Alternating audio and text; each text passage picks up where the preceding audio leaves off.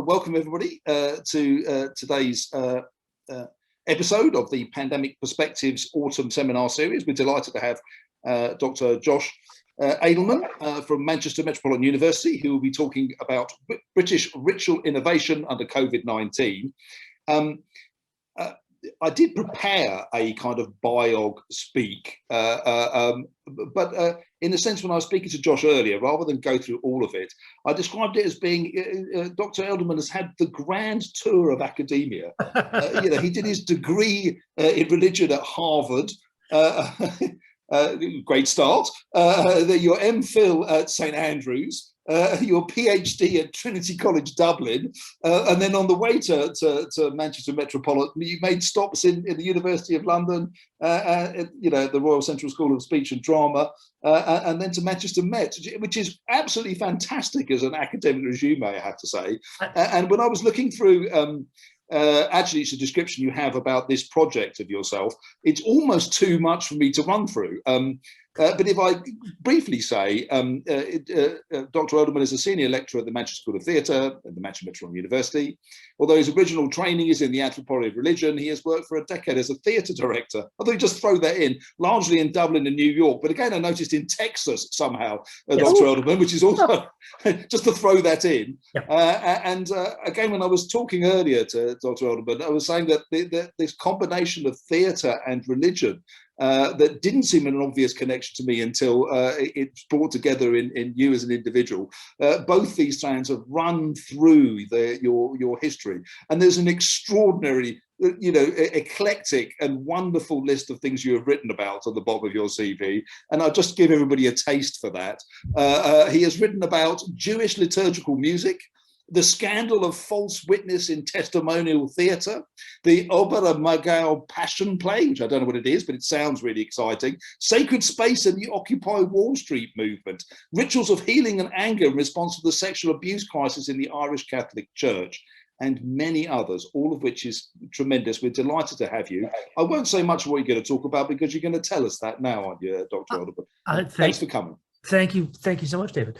It's a pleasure to be here. It's an honor, and it's humbling. And now I have the danger that I have to live up to my billing, which is going to be a bit of a challenge. Thank you so much for having me. I'm because I haven't had the chance to be at these before. I'm not quite.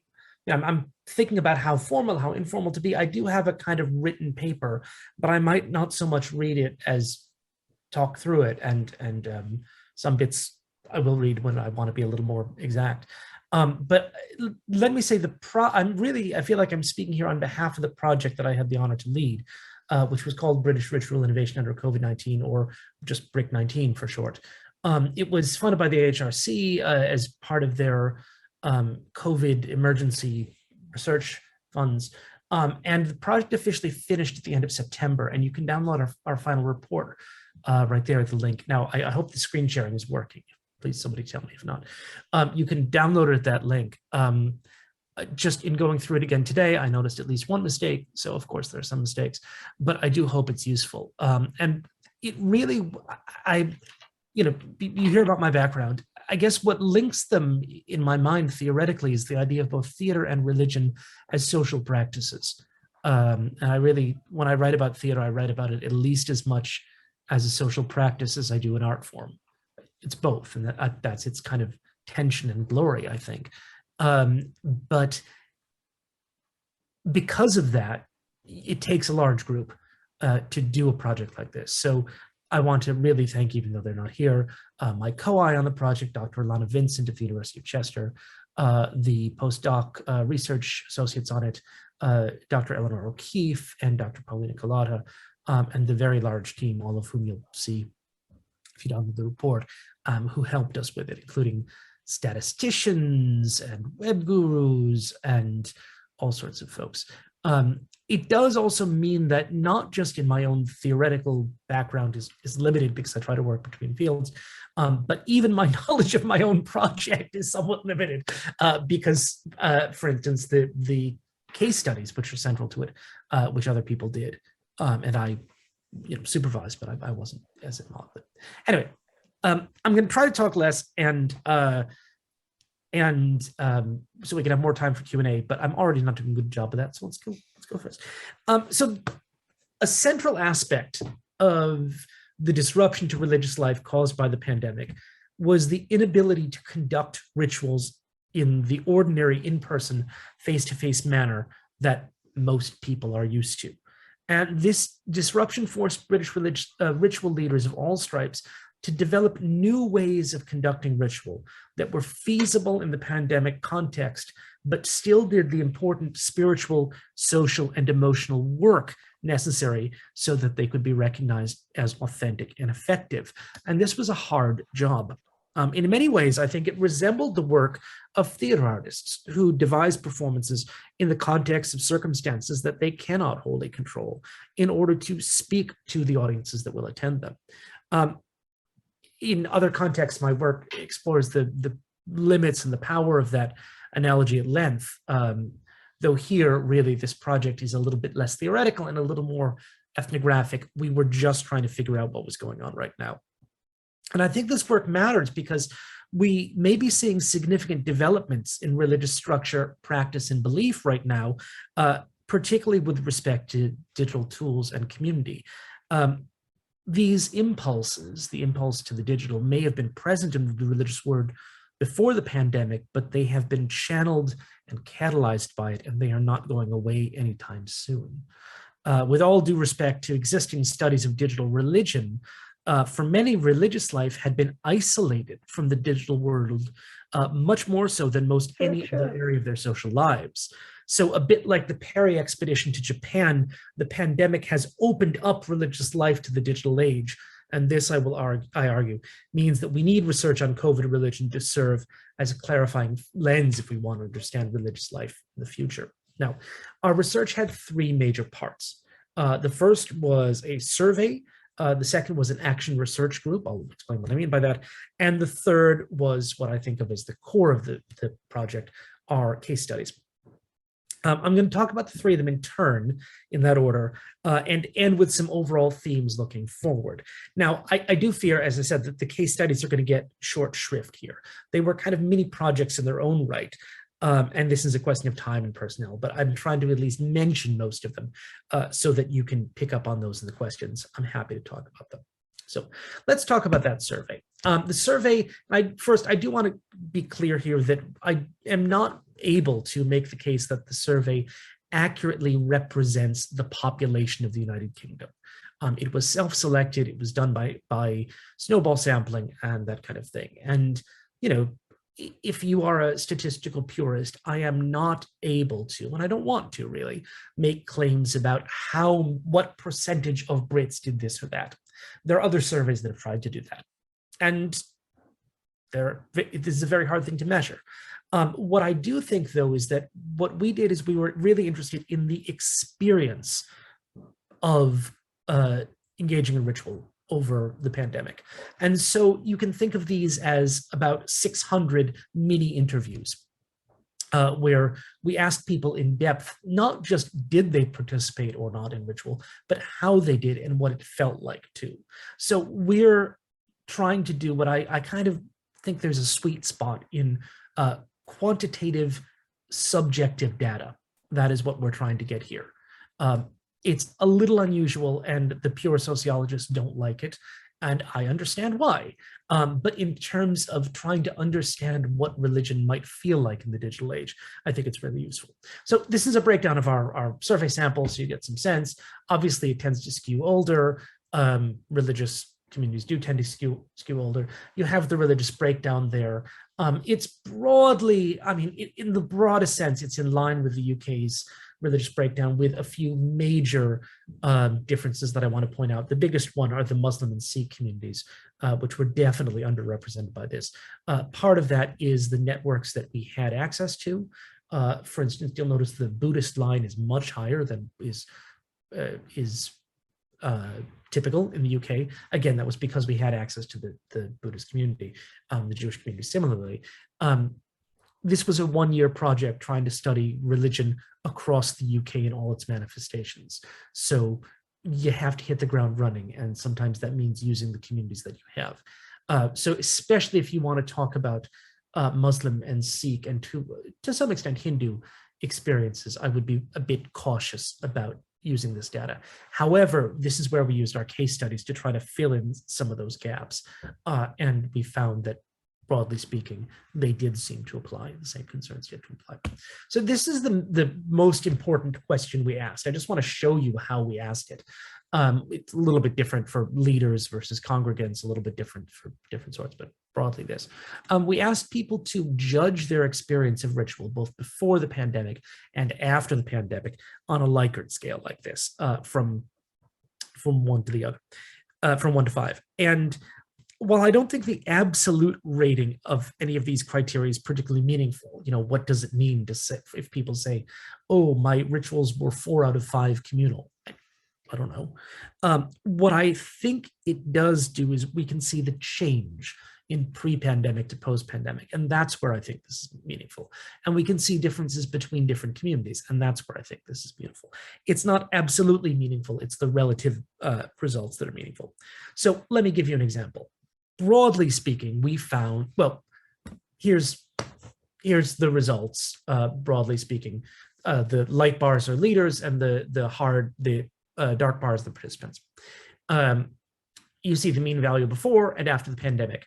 And broadly speaking, if you look at that, you'll see that things got worse during the pandemic. In fact, this is the graph that you'll be seeing the most often.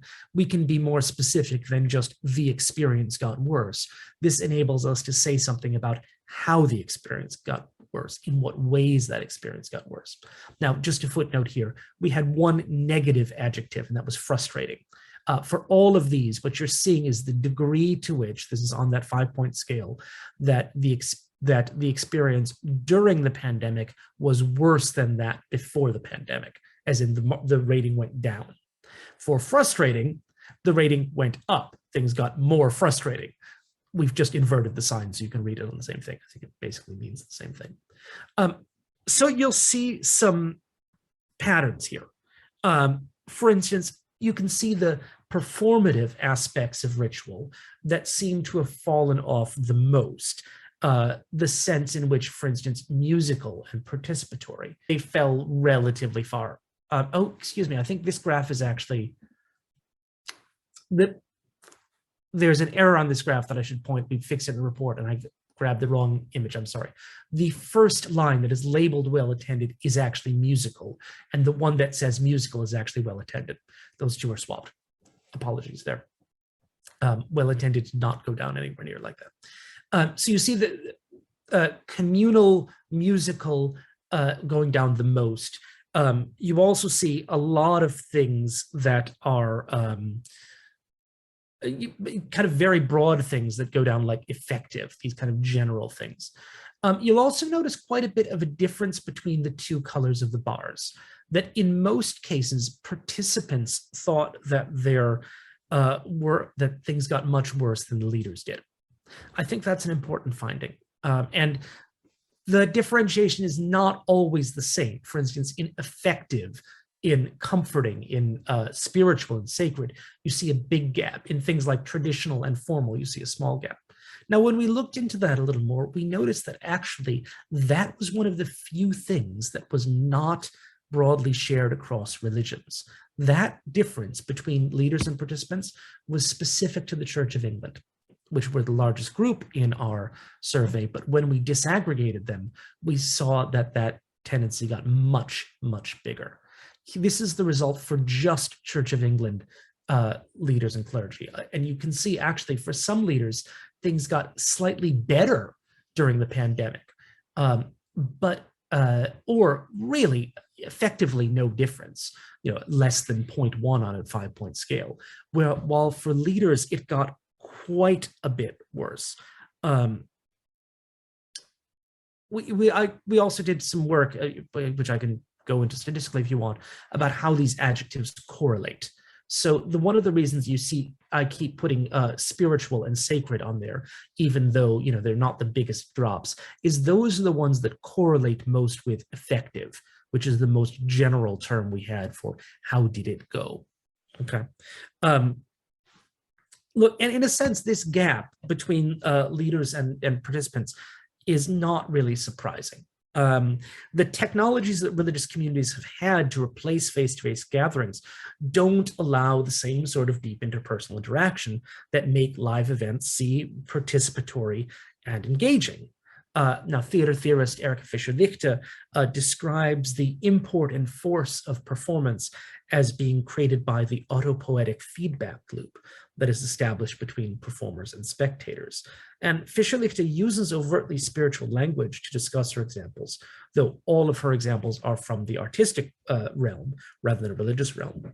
Now, her work, she's a major German theater theorist, has been critiqued within theater studies, but I think like other theories from theater studies, it can help us understand the experience, the social phenomenology of religious ritual, and is here what happens when the means of making that get disrupted. Why it is that something that was comforting, that was participatory, all of a sudden becomes not so for some people, but not for others. And because these technologies very often operate differently from the makers and the receivers' ends. So we can see when that live feedback loop degenerates, it doesn't degenerate evenly. It goes down in some ways for some people more than others. There's another interesting way to think about this. This is about age. There's been a lot of speculation that, older people really struggle with technology. And so, but older people are more engaged with religion, so it's going to be particularly hard for them. Our data actually found the opposite. Now, I do want to point out that we had relatively few survey respondents under 40, so I want to be a little skeptical of that, but not that little. In most ways, those under 40 had a much worse experience of the pandemic than those over 40. We had a very small number of people over 80. Here they're aggregated into the 60 or more. They also had a noticeably worse experience, but that was a very small group, so I don't want to put too much into that. And it's in these very things, it's in these very things that kind of correlate with effectiveness, effective itself, but also spiritual, sacred, inspiring, meaningful, things like that. It was more difficult for younger people who, the presumption is, and I think not incorrectly, are more familiar with technology, to think of this as a sacred space than older folks. But also it's a question of what technologies we use. We can talk very broadly about technology, but we need to be more specific than that. It makes no more sense to talk about technology than it makes sense to talk about language. So we asked survey respondents about what form the rituals they participated in took. And from that, we can see how different tools led to different experiences, broadly speaking, but again, this is the sort of correlation we want to do. So this chart talks about online streaming. I'm talking about things like YouTube, Facebook Live, that kind of thing. The leaders on the left, participants on the right, because it's a little hard to divide them out because some people used more than one technology. So we asked the question, did you use online streaming? We also asked the question, did you use this or the other thing? So yes, we did. No, we didn't. And again, these are all the fall. So the longer bars are worse. Always longer bars are worse. You'll notice those who did use online streaming were, especially from the participants' point of view, worse than those who didn't. Right? That online streaming does not seem to be a very effective technology from the perspective of its participants. It does, from the perspective of leaders, seem to be okay. And one thing I would point out at the very bottom, well attended.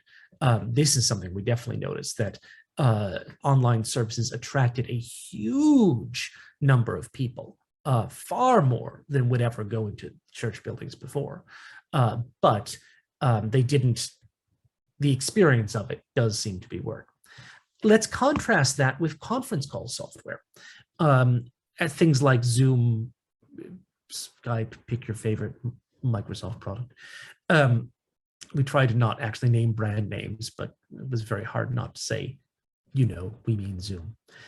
Here, especially for participants, the conference call software really does seem to do a lot of good, especially in those things like participatory, communal, and effective. Now, less so for the leaders, right? Part of it, I think, in talking to folks as well, was that conference call software is harder to control. Leaders lose some of their ability to set the terms of exactly what's happening when you have random people interrupting you on Zoom sometimes. And yes, there are ways of doing it to make it better or worse, but compared to, say, live streaming, which really is one way, this is a two-way thing. And people definitely did notice the difference there. So worship over Zoom was much more musical, participatory, and communal than the alternative. And here this does seem to be shared. Look, one of the things that we found, again, and there's a lot of free text comments attached to these surveys that part of what I'm saying is coming from, that these problems and errors, when things go wrong on conference call software, which happens in Zoom all the time, frustrated leaders quite a bit. And that was part of why they preferred streaming, which seemed to be easier. But it really didn't frustrate participants. In fact, they kind of liked it. There was the sense that made it human, the flaws were what made it not just watching television. Perhaps the ideal number of mistakes I would put out there that a ritual should contain from a participant's point of view is a small number, but more than zero. And interestingly, we also have a bit of data for those who conducted rituals in person, live, but with social distancing restrictions of various sorts. So limits on attendance, so physical distance, bans on singing, all these sorts of things. And these, as a rule, were terrible for the participants' point of view, much worse than they were, strikingly worse. And one of the things I think that we want to point out with that is just simply live co-presence doesn't give the feeling of an effective live ritual. It's not just being in the same room.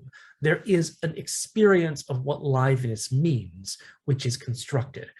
From a theater studies point of view, we can go to Philip Auslander if you really want on this, or we can talk about what liveness is. But the point is that liveness is a made construct. It's not it's not an epistemic, it's not a ontological thing. Just briefly, I want to mention two other forms of data. We were interested in large communities versus small communities. And for these, it looks a little bit different. The size of communities are the 5 bars, we broke them down to 5 groups, and that things got much worse, more for large communities than small communities. I think this, again, is about that communal sense, that small communities were better able to weather the storm than large communities. This actually is going to be important going forward, I think, because people are very worried about, oh, it's online. That means just like Amazon can swallow up all the local bookstores, some big online church could swallow up all the local churches.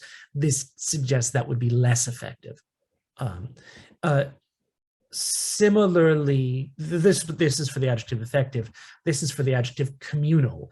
Again, everything was much less communal, but the very smallest congregations, those that had an average weekly attendance of less than 20, really did seem to do much, much better in that area.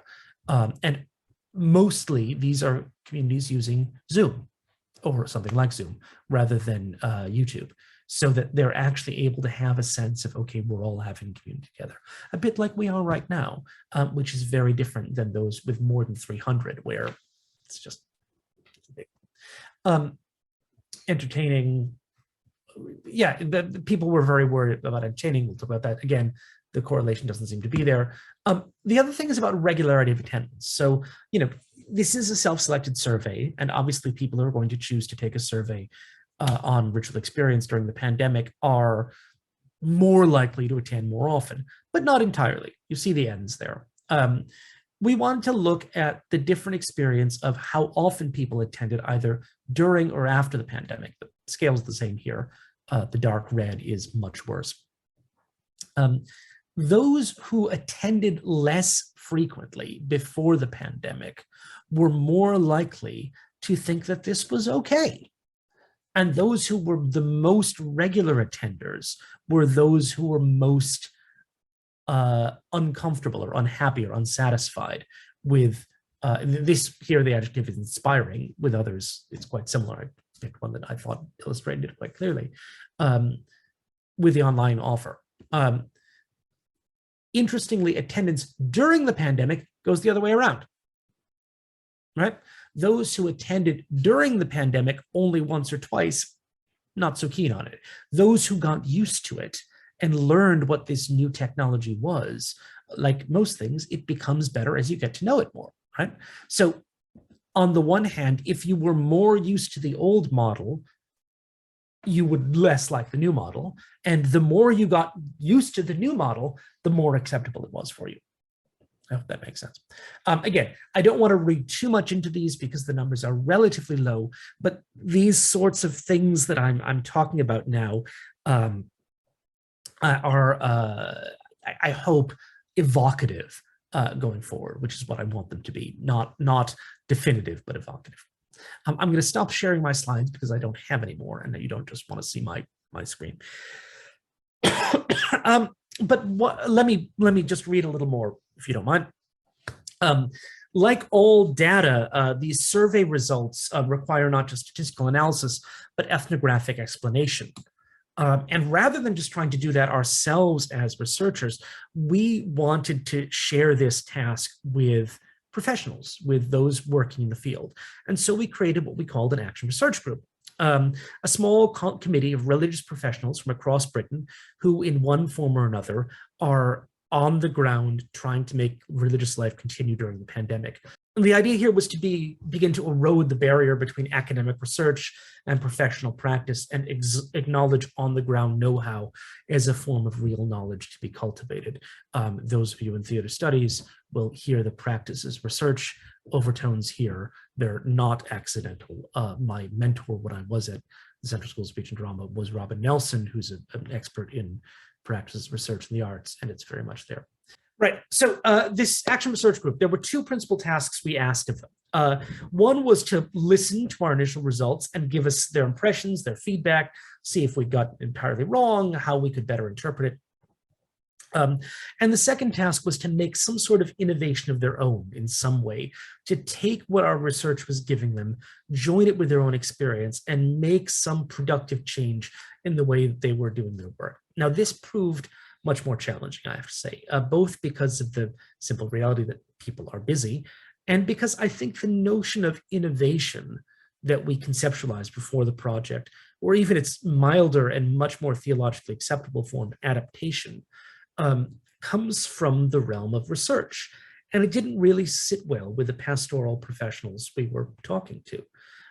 It was certainly easy enough to look back in retrospect and see adaptations. Most clergy were really skeptical of the idea of being innovators. Instead, their focus was on serving the needs of the community in front of them. And innovation was a byproduct of that, but not a motivator for it. So the interpretations the Action Research Group made of the data, though, also focused on different ideas of what communal ritual ought to be as an active social gathering of religious worship and of entertainment, though that word is obviously problematic.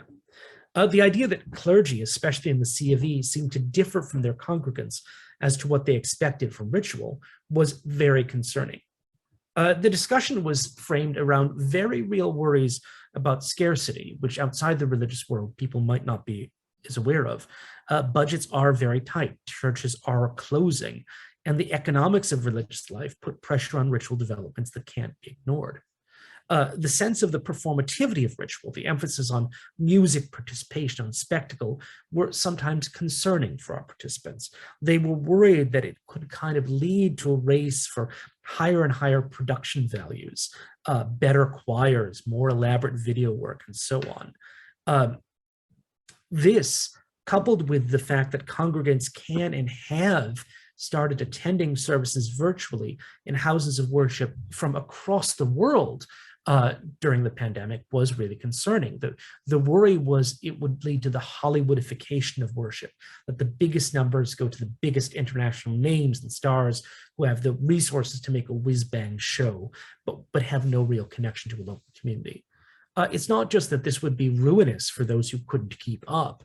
It would, as some of the group members mentioned, promote a model of ritual that goes against what most religions see as authentic, appropriate, and what they want to be doing. But there is a difference between spectacle and performativity.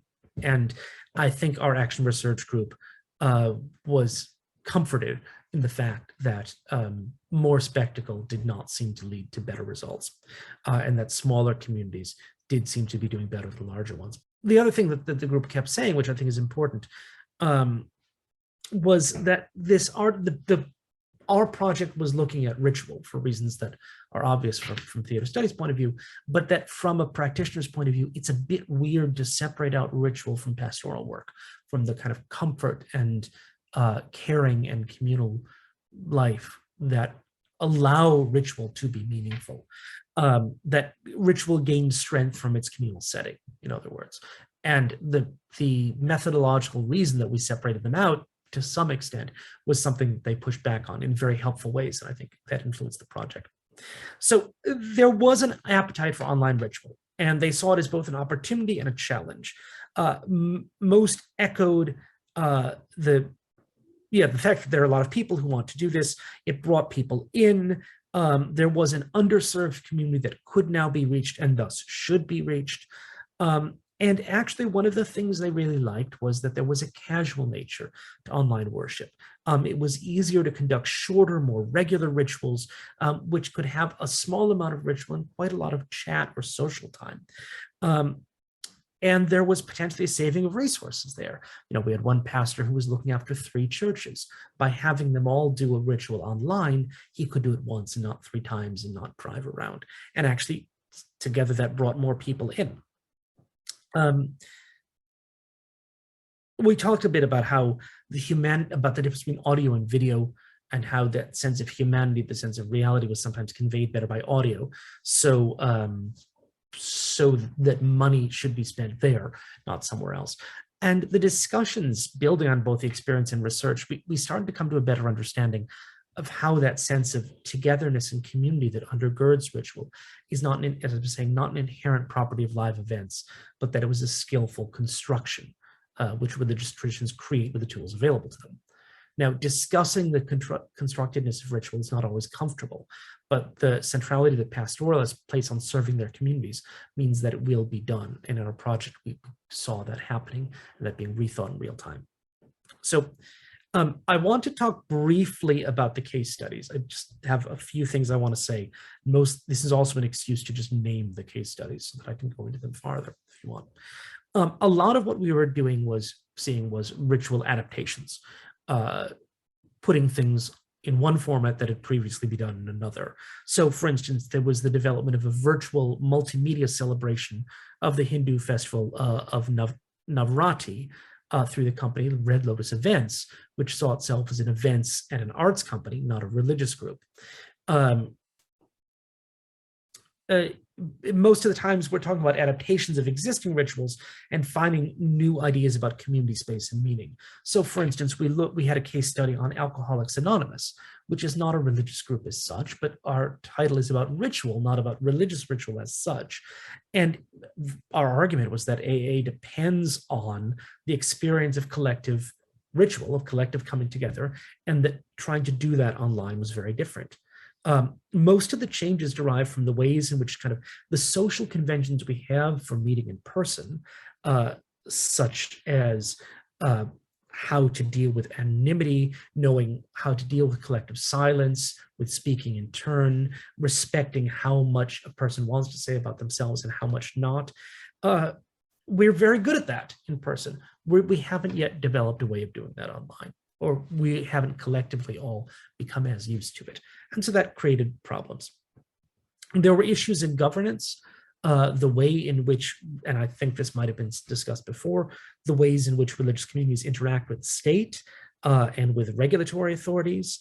We saw this very much in the Green Lane Mosque in Birmingham, which was both impacted by the wider social rules and was really conscious of how it and the Muslim community more generally were being seen by wider British society as responding to those rules and what contribution they were making.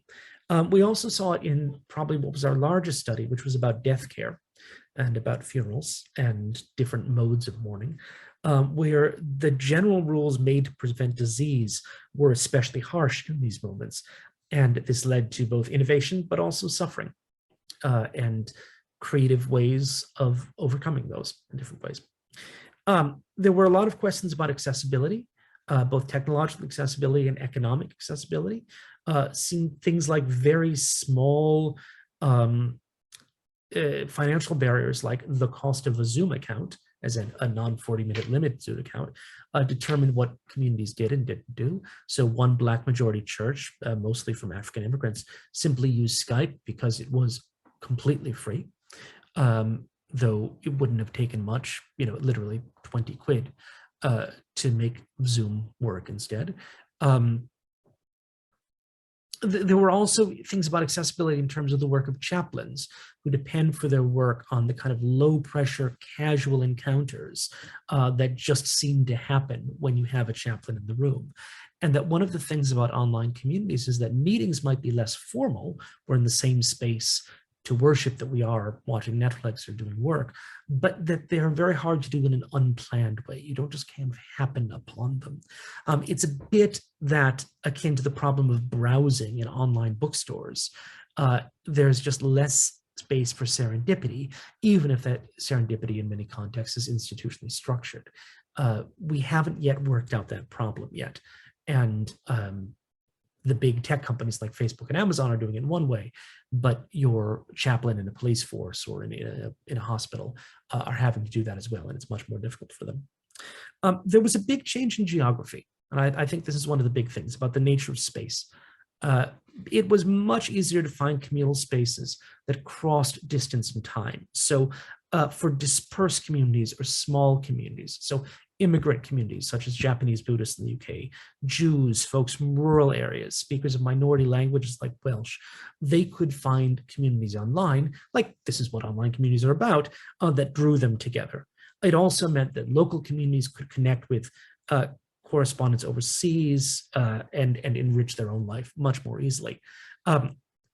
We saw that, for instance, in the development of online pilgrimage, sometimes called virtual pilgrimage, which used kind of virtual travel and a bit of commercial savvy to open up the possibility of pilgrimage for those who never could have done so for economic reasons, even before the pandemic. But this was not always to everyone's taste. There was a kind of residual need for sacred space, the idea that to do religion effectively, it couldn't just be through a screen. So some people tried to develop effectively a home shrine, a kind of sacred space within their home, often with the computer at the center of it, because that's where the religious leader stood. Or some used outdoor space in new and interesting ways that they never had before. And I think, this is weird and new. There's another research project happening on what happened to the domestic during COVID-19. We're a part of that as well, and we're really interested in their work. We also did start to see some forms of what I would call genuinely new ritual during the pandemic. Relatively few, and it's very important. The continuity between old forms was important. But I think some of these are likely to continue. So for instance, the online pilgrimage I mentioned, Orthodox Jewish women's ritual led by women with only women in the room, which was never really seen as possible beforehand, though technically it was, started to come online and become very important for the people engaged with it.